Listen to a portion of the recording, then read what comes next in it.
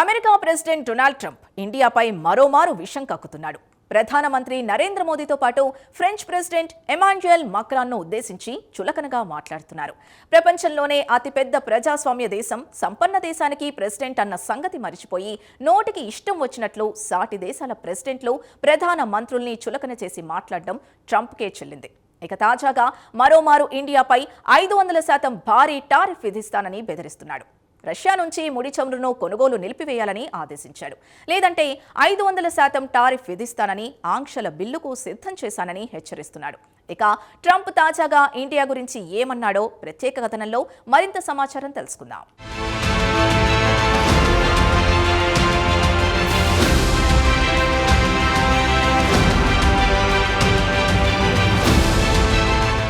America president ఇటీవలి కాలంలో నోటికి పనెక్కువ చెబుతున్నాడు. వెనిజువెలా ప్రెసిడెంట్ నికోలస్ మదురోను అక్రమంగా అరెస్ట్ చేసి చేతులకు బేడీలు వేసి అత్యంత అవమానకరంగా న్యూయార్క్కు తీసుకువచ్చి జైల్లో వేశారు.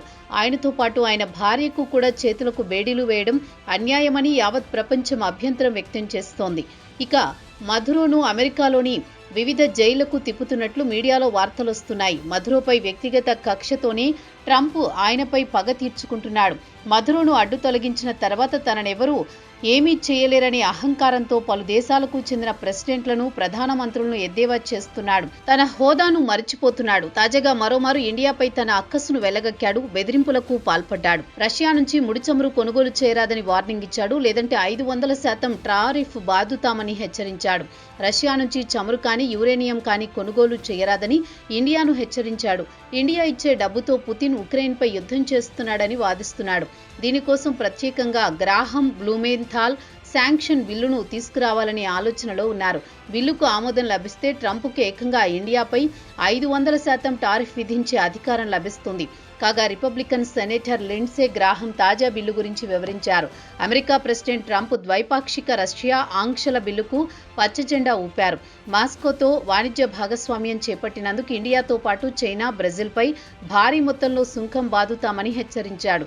మాస్కో నుంచి 3 దేశాలు భారీ మొత్తంలో ముడి చమురు కొనుగోలు చేసినందుకు భారీగానే జరిమానా విధించే అధికారం ట్రంప్కు లభిస్తుందని వివరించారు. ఇండియాతో పాటు చైనా, బ్రెజిల్, రష్యా నుంచి ముడి చమురు కొనుగోలు చేస్తున్నందువల్లే పుతిన్ ఉక్రెయిన్తో సంవత్సరాల తరబడి యుద్ధం కొనసాగిస్తున్నాడని, ఒకవేళ 3 దేశాలు రష్యా నుంచి ముడి చమురు కొనుగోలును నిలిపివేస్తే పుతిన్ యుద్ధం ఆపేస్తాడని అమెరికా భావిస్తోంది. అమెరికా ఉద్దేశం మాస్కోను ఆర్థికంగా దెబ్బతీయడమేనని ట్రంప్ అడ్మినిస్ట్రేషన్ భావిస్తోంది. గత 4 సంవత్సరాల నుంచి కొనసాగుతున్న యుద్ధానికి ముగింపు పలకాలని ట్రంప్ జోక్యం చేసుకున్న పుతిన్ మాత్రం మొండి పట్టుదలకు పోతున్నాడని, ఉక్రెయిన్ను చట్ట వ్యతిరేకంగా ఆక్రమిస్తున్నాడని అమెరికా మండిపడుతోంది.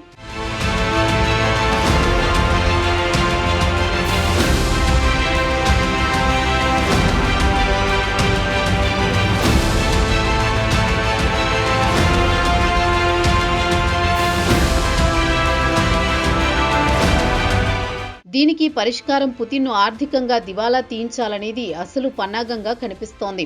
రిపబ్లికన్ సెనేటర్ గ్రాహం బుధవారం నాడు వైట్ హౌస్లో ట్రంప్తో భేటీ అయ్యారు. ఈ సమావేశంలోనే కొత్త బిల్లుకు ట్రంప్ మద్దతు తెలిపారు. దీనిపై రాబోయే కొన్ని నెలల్లో పూర్తిస్థాయి అధ్యయనం చేస్తామని గ్రాహం చెప్పారు.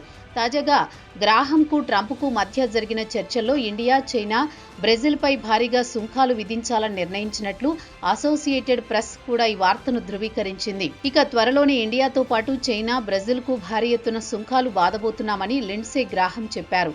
ఉక్రెయిన్ యుద్ధం గురించి ప్రస్తావిస్తూ పుతిన్తో శాంతి చర్చలు జరపడానికి ఉక్రెయిన్ సిద్ధంగా ఉంది, కొంత ఉదారంగా వ్యవహరించడానికి అంగీకరించింది.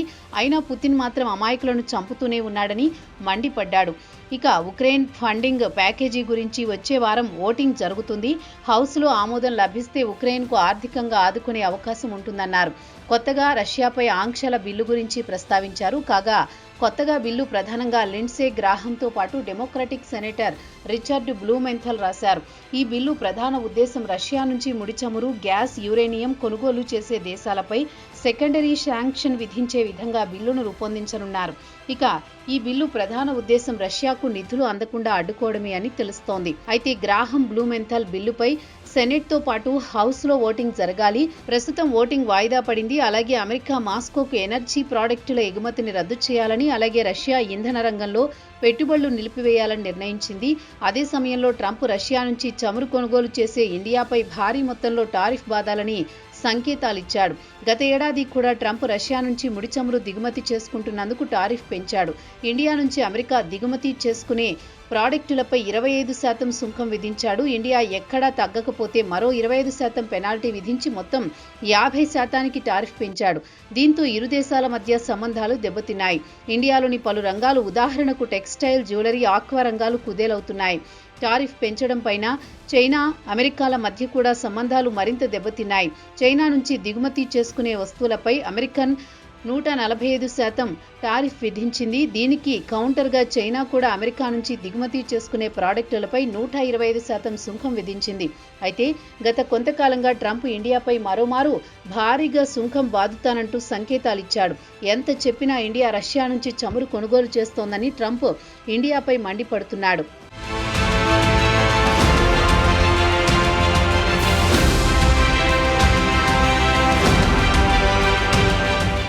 గత వారంలో ట్రంప్ ఎయిర్ ఫోర్స్ 1 విమానంలో మీడియాతో మాట్లాడుతూ ఇండియా ప్రధాని నరేంద్ర మోదీకి కూడా తెలుసు తాను సంతోషంగా లేనని అంటూనే వెంటనే మాట మార్చి మోదీ మంచివాడు కానీ తనను ఆయన సంతృప్తి పరచాలని కోరాడు.